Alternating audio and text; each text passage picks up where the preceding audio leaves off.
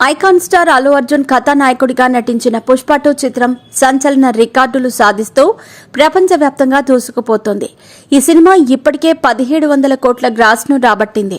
తర్వాత బాహుబలి 2, దంగల్ రికార్డులను బద్దలు కొట్టడమే తర్వాయి.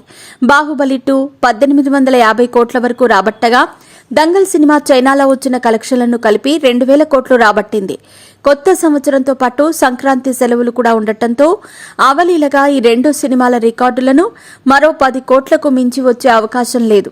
పుష్ప 2 దాటేస్తుందని అంచనా వేస్తున్నారు. మొత్తంగా 2200 కోట్లు వసూలు చేయవచ్చని ట్రేడ్ పండితులు విశ్లేషిస్తున్నారు.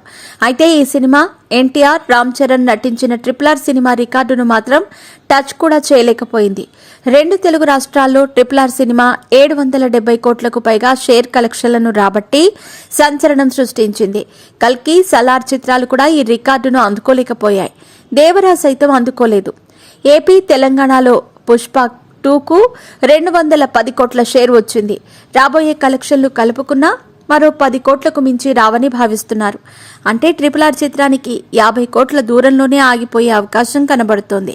హిందీలో కూడా మంచి జోరు చూపిస్తున్న పుష్ప 2 ఇంత షేర్ రాబట్టలేకపోతోందంటే భవిష్యత్తులో ఏ సినిమాకైనా కష్టమే అంటున్నారు. రామ్ చరణ్ గేమ్ చేంజర్ కు సూపర్ హిట్ టాక్ వచ్చినా రెండు తెలుగు రాష్ట్రాల్లో ఈ సినిమా 200 కోట్ల షేర్ రాబట్టే అవకాశం ఉందంటున్నారు. అంతకు మించి వచ్చే అవకాశం లేదు. RRR సినిమా రికార్డును బద్దలు కొట్టాలంటే కనీసం 50 రోజులు హౌస్ ఫుల్స్ తో నడవాలి. అప్పుడే ఆ షేర్ను అందుకుంటారు. ప్రస్తుతం దీన్ని బద్దలు కొట్టే హీరో ఎవరు అనే ప్రశ్న తలెత్తుతోంది.